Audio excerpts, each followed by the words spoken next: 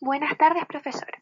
Junto con Laura Sá, Tiare Lara, Camila Masuret, Claudia González y quien les habla, Valentina Pérez, les presentaremos nuestro análisis biomecánico.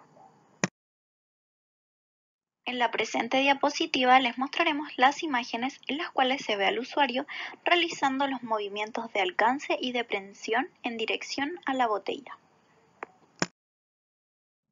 En el punto número 2 se puede observar en la imagen número 1 la función de alcance, en donde el brazo realiza un movimiento de flexión de hombro y codo.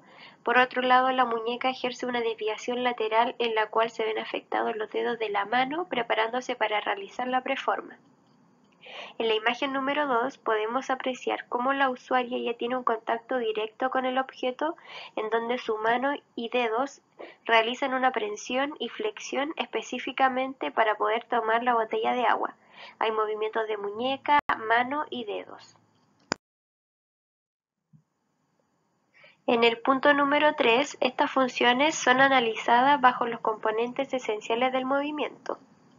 Analizando la fotografía número 1 de alcance se puede apreciar, a nivel de la cintura escapular, movimiento de elevación, protracción y rotación externa.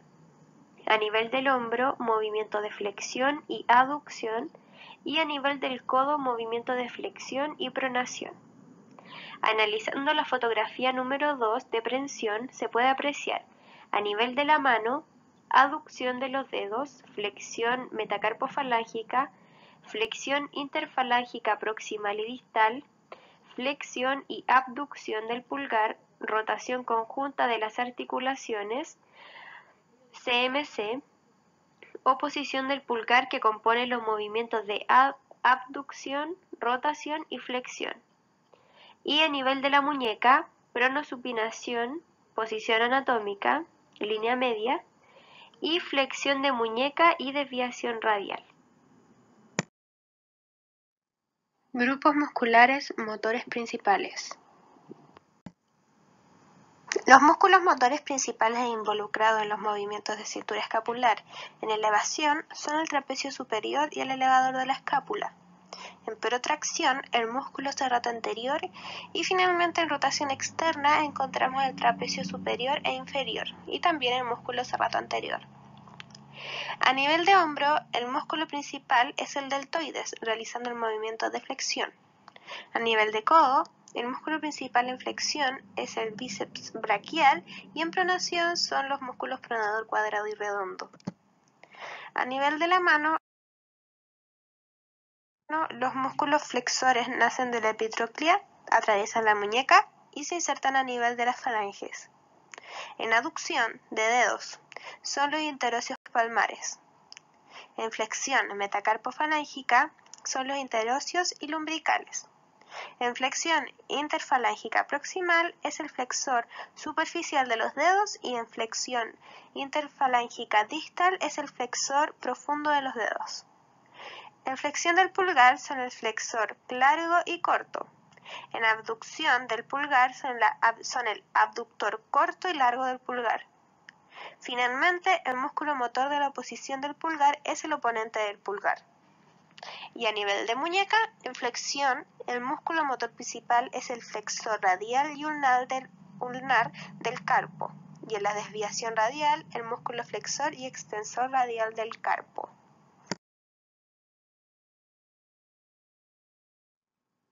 Plano sagital, eje antero-posterior. Rango de movimiento basado en la imagen 2. Flexión de cintura escapular aproximadamente 50-60 grados. Flexión de hombro aproximadamente entre 30 a 40 grados. Flexión y pronación del codo en aproximadamente 70-80 grados. Desviación radial en muñeca aproximadamente de 20 a 35 grados.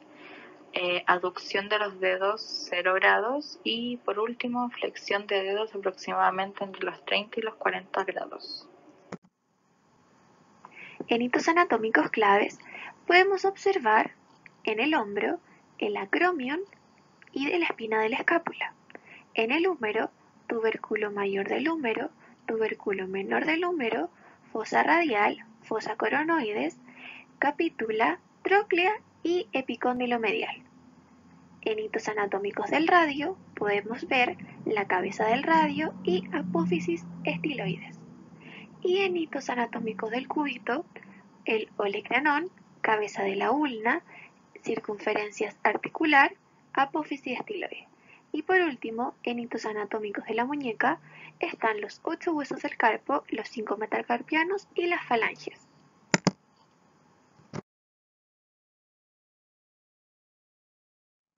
Test manual. Dada la imagen, pudimos realizar una prueba muscular de flexión de hombro en dos condiciones en donde el músculo principal agonista fue el deltoide anterior. Para realizar dicha prueba muscular, se le pidió a la usuaria que adoptara una posición sedente y derecha. En cuanto a mi persona, estuve de frente y del lado que se evaluó la flexión de hombro. Para realizar la prueba de M5, se le pidió a la usuaria que realizara una flexión de hombro en donde tuvo que ser capaz de soportar este movimiento por un periodo de tiempo con el brazo totalmente estirado, en donde procedí a posicionar mi mano desde proximal a la altura del músculo deltoide anterior y posteriormente posicionar mi otra mano sobre la altura del codo, generando una palanca con resistencia máxima para obtener un M5. Dada la prueba muscular, la usuaria puede resistir dicha fuerza obteniendo un M5 o resistencia. Para realizar M3, la usuaria tuvo que realizar un movimiento de flexión de hombro y así nos aseguramos que vence la gravedad presentando un M3.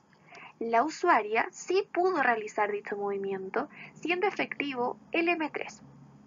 Y así también podemos observar también la imagen 1 y 2, en donde la usuaria se ve claramente que presenta un M3, ya que realiza una flexión no completa, pero venciendo la gravedad.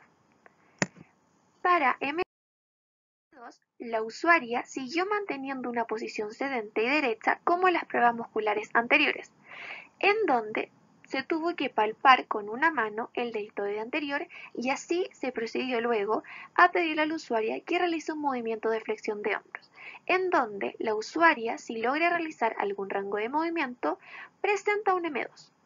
La usuaria presentó un M2 debido a que logra realizar un buen rango de movimiento, en donde podemos observar en la imagen 1 y 2 que se evidencia un grado 2 debido a la flexión notoria de hombro.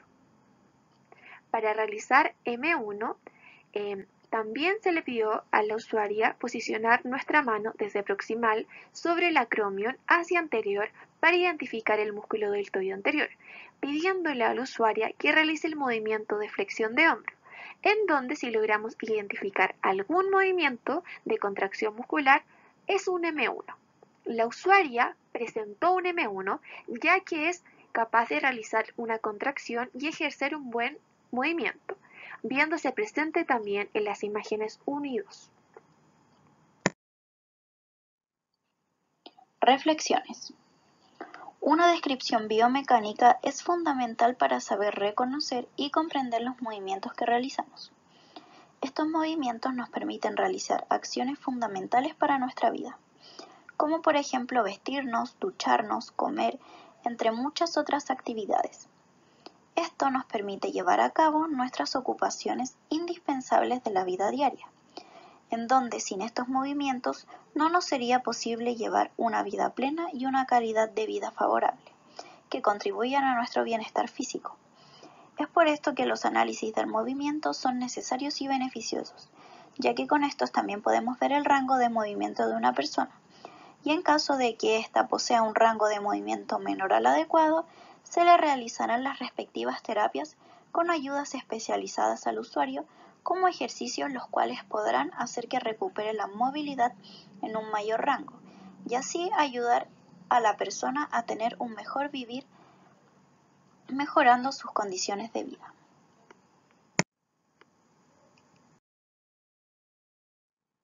Bibliografía.